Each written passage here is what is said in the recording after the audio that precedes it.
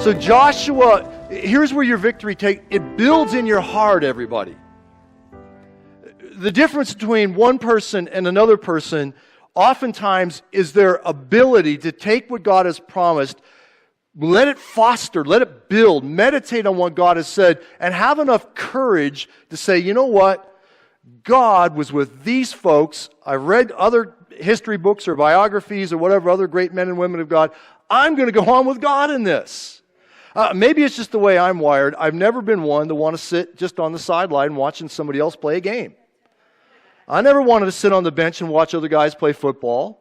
I didn't want to be the one just, in the back of the pack when I ran track. No, I wanted to be right there out in front, I'm just that way. And so what I've observed over the years is sometimes, and it's not about the type of personality you have either.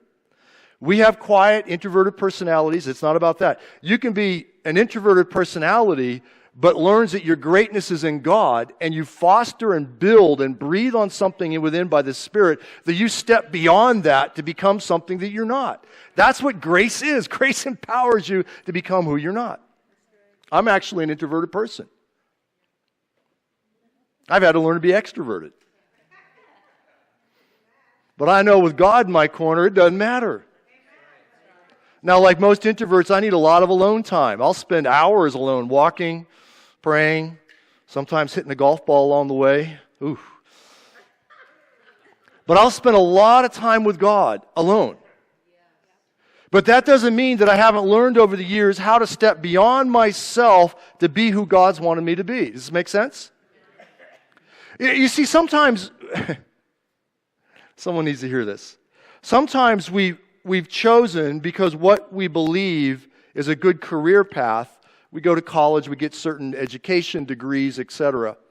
And we begin on a certain line of work or type of work. And sometimes we believe, and then maybe even others around us, see us only in that job or that career. But that doesn't necessarily mean that's your calling. Now, in that place, excel and do your work as unto the Lord, right? Do it with excellence.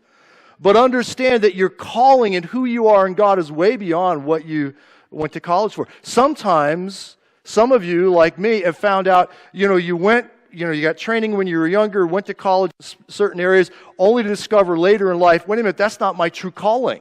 That's not really who I am.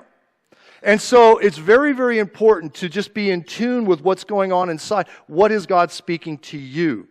Look, you don't want to finish your race at the end of the day and look back and say, I wish I had enough courage to step out in faith at that moment in my life when I knew the Lord was inviting me into something.